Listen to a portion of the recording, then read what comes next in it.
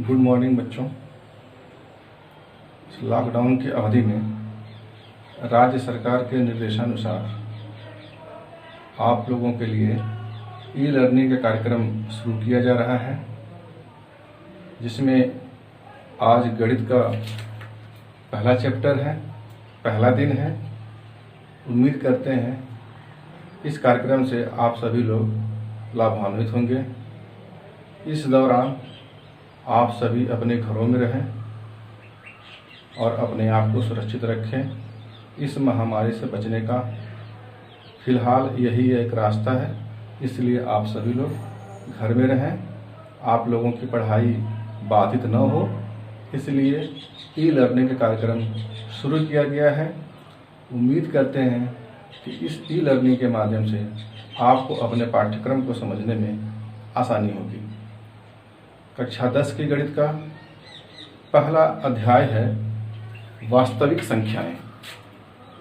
देखो बच्चों, वास्तविक संख्याएं, पिछली कक्षा में हम लोगों ने परिमेय संख्याओं के विषय में जानकारी ली थी। आइए इस क्लास में हम लोग वास्तविक संख्याओं के विषय में या इसके ऊपर कुछ संक्रियाएं हैं उसके विषय में जानने का प्रयास करते हैं। वास्तविक संख्याओं में आगे बढ़ने से पहले सबसे पहले हम लोग धनात्मक पूर्णांकों पर कुछ प्रमेय देख लेते हैं। धनात्मक पूर्णांकों के दो महत्वपूर्ण गुण हैं, जिसके विषय में समय समय पर परीक्षाओं में प्रश्न पूछे जाते हैं।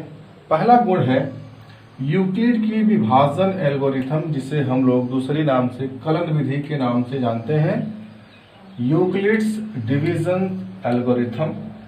और दूसरा टॉपिक है अंक गणित की आधारभूत प्रमेय, फंडामेंटल थ्योरम ऑफ अरिथमेटिक। सबसे पहले हम लोग यूक्लिड की विभाजन एल्गोरिथम के बारे में जानेंगे। इसके पश्चात अगली कक्षा में हम लोग अंक गणित की आधारभूत प्रमेय पर जानकारी प्राप्त करेंगे। आइए देखते हैं कि यूक्लिड विभाजन एल्गोरिथम क्या है।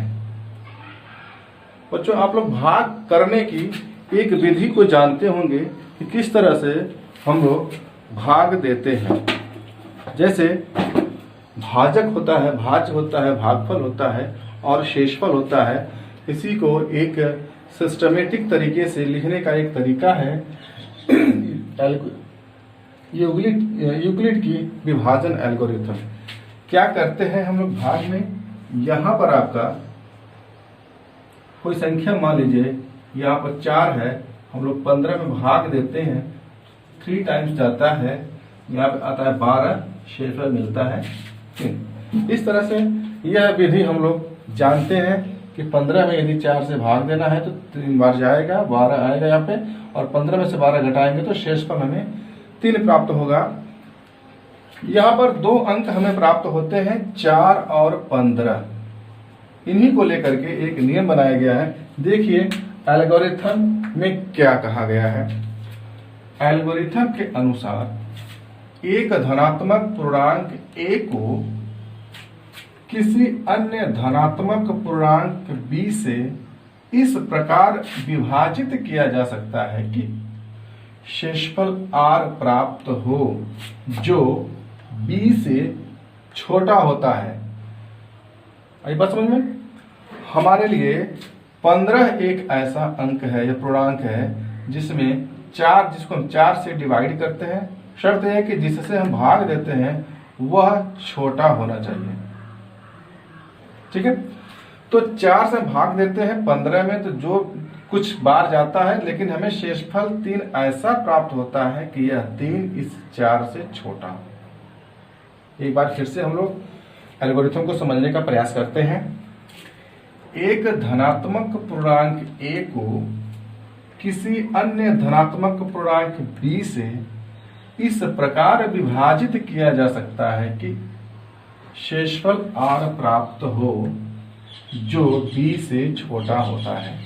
यदि ab और r के रूप में यदि इसको दर्शाया जाए तो b से भाग दिया जा रहा है a में, और कुछ बार यहाँ पे गया हुआ है घटने के बाद शेषफल r प्राप्त होता है, और यह r ऐसा होता है कि जिससे भाग दिया जा रहा है या तो उसके बराबर या इससे छोटा ही होना चाहिए या शून्य के बराबर होना चाहिए।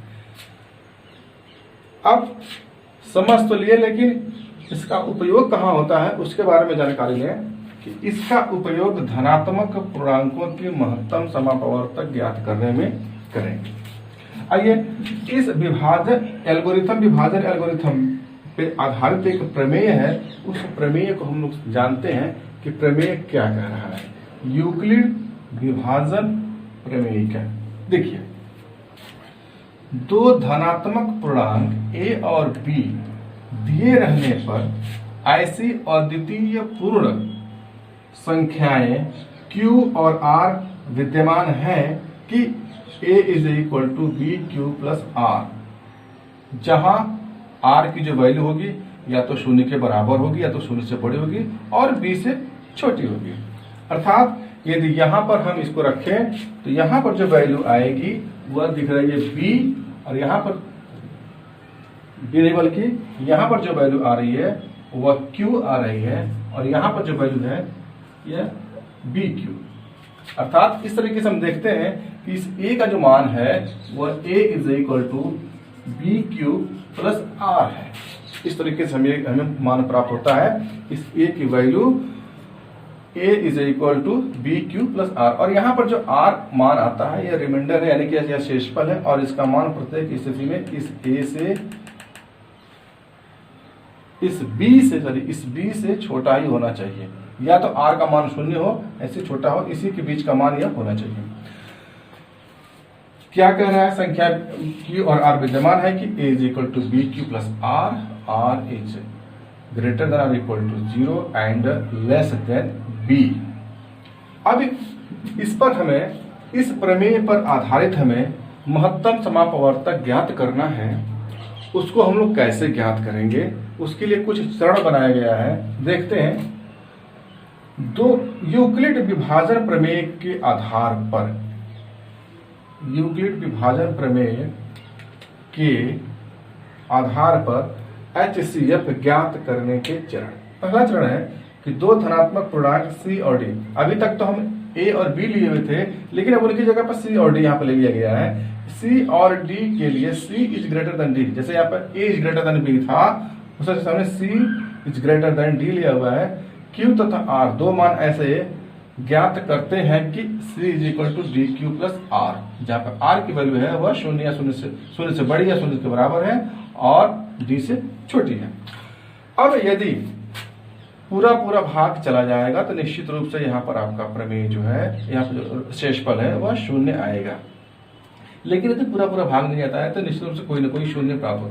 यदि शेषफल शून्य प्राप्त हो जाता है तो जिससे भाग दिया गया है वही इनका और इनका HCF यानी कि महत्तम समापवर्तक होगा।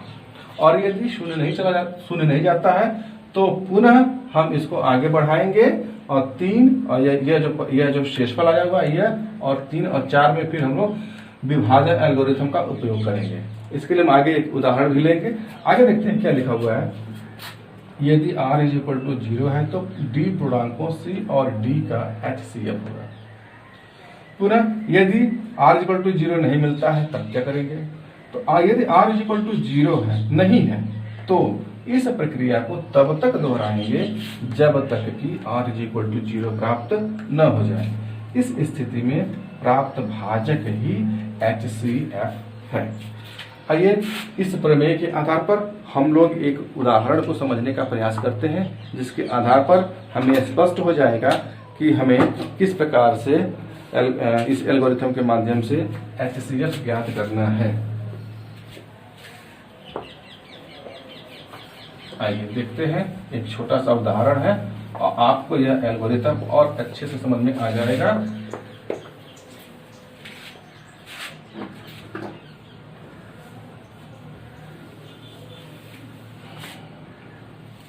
आइए देखते हैं उदाहरण क्या है हमारे पास।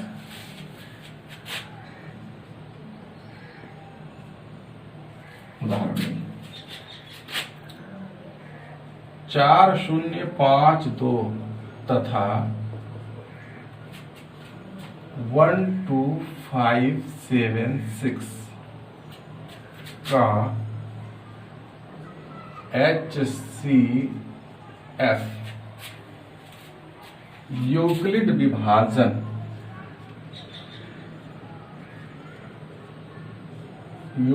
विभाजन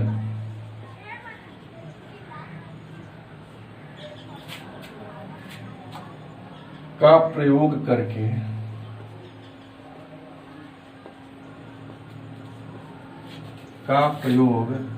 करके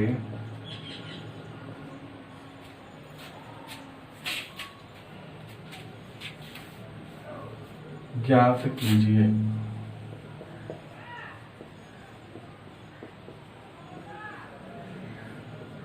आइए हल करते हैं इसको, हल करने की कोशिश करते हैं। सबसे पहले इन दोनों पूर्णांकों में बड़ा कौन सा है छोटा कौन सा वह निर्धारित कर लेते हैं। तो निश्चित रूप से 12,576 वह 4,052 से बड़ा है। यहाँ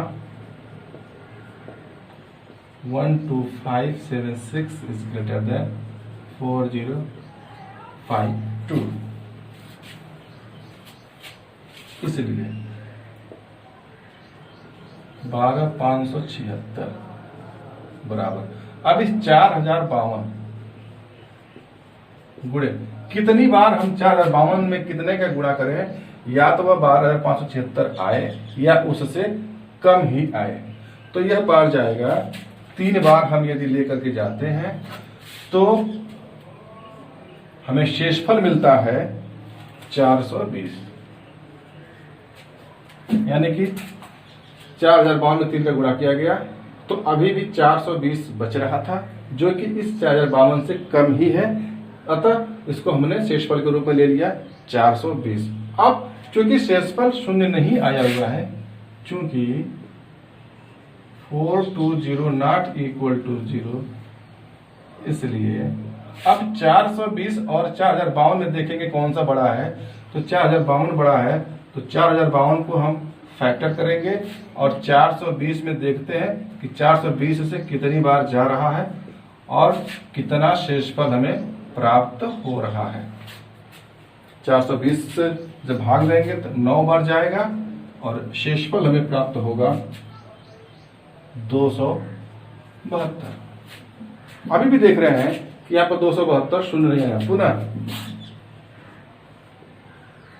चूंकि 272 नॉट इक्वल टू 0, इसलिए अब 272 और 420 में हम देखेंगे कि 272 से कितनी बार जा रहा है।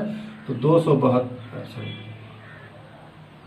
420 बराबर 272 गुणे 1 बार जाएगा और प्लस शेषफल हमें मिलेगा 148। अभी भी देख रहे हैं कि यहाँ पे जो शेषफल आया है वह शून्य के बराबर नहीं है। पुनः चूंकि 148 शून्य के बराबर नहीं है, इसलिए अब 148 और 272 को लेंगे तो 272 के ऐसा फैक्टर करेंगे, 148 से भाग देंगे और देखते हैं कि कितनी बार जाता है। तो 148 गुणे 1 धन 124, अभी भी 124 जो है। पुनः शेषफल यहां पर लिख सकते हैं ऐसे कि शेषफल नॉट इक्वल टू 0, इसलिए 148 और 124 में हम विभाजन एल्गोरिथम का उपयोग करेंगे। 124 से गुणा भाग देंगे, देखते हैं कितने में 1 बार जाएगा और प्लस हमें शेषफल मिलेगा 24। पुनः शेषफल जो कि आया हुआ है 24 नॉट इक्वल टू 0, इसलिए 124 में अब 24 का भाग देंगे और यह बार जाएगा कितनी बार, 5 टाइम, 5 बार और प्लस 4 शेषफल बचेगा। पुनः शेषफल 4 नॉट इक्वल टू 0, इसलिए 24 बराबर 4 गुणे कितनी बार जाएगा, 6 बार जाएगा, 6 और प्लस 0, चूंकि शेषफल इज इक्वल टू 0, अतः यहां पर जो 4 है 4 टाइम देगा, यहां पर जो वैल्यू आई हुई है 4, यही इन दोनों का HCF होगा, अतः 4052 तथा 12576 का HCF बराबर 4। यह 4 ऐसी संख्या है जो इसको भी डिवाइड करेगी और इसको भी डिवाइड करेगी, यानी कि दोनों मानों को डिवाइड करेगी। इस प्रकार यूक्लिडी विभाजन प्रमेय का यहाँ पर समाप्त होती है। अगले चैप्टर में हम लोग अंकगणित का आधारभूत प्रमेय देखेंगे। आपके सामने इस कक्षा के बाद एक असाइनमेंट दिया जाएगा। आप लोगों को निर्देश है कि उस असाइनमेंट को हल करके उसकी फोटो खींच करके व्हाट्सएप ग्रुप पर डाल दें, ताकि आपके द्वारा किए गए कार्य का मूल्यांकन किया जा सके और उसमें यदि कोई सुधार की आवश्यकता हो तो आपको निर्देशित किया जा सके। धन्यवाद।